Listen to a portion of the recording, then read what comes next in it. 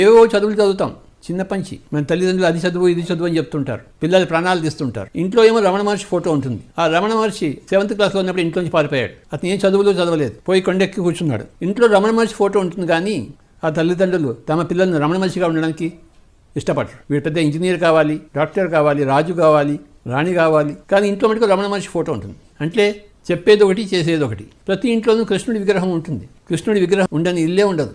ఆ కృష్ణుడు 4 ఏళ్ల వయసులో తన గురువుగారి దగ్గరికి వెళ్ళి ధ్యానం నేర్చుకున్నాడు. మన పిల్లల మటుకు మనం పంపించాం, ఏ గురువుగారి దగ్గరికి పంపించాం మనం. మనకి ఇంజనీరింగ్ కావాలి, మనకి ప్రాపంచిక విద్యలు కావాలి, ఆధ్యాత్మిక విద్య వద్దే వద్దు. ఇలా ఎన్నో చదువులు చదివి చదివి చదివి ఆ జీవితాల్లో విసుగుబట్టి ఎంతోమంది సన్యాసం తీసుకుని ఉన్నవాళ్ళు.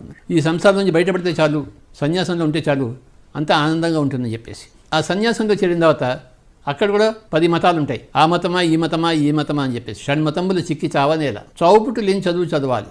దాని పేరే ధ్యాన విద్య. చావుపుట్టు లేని విద్య.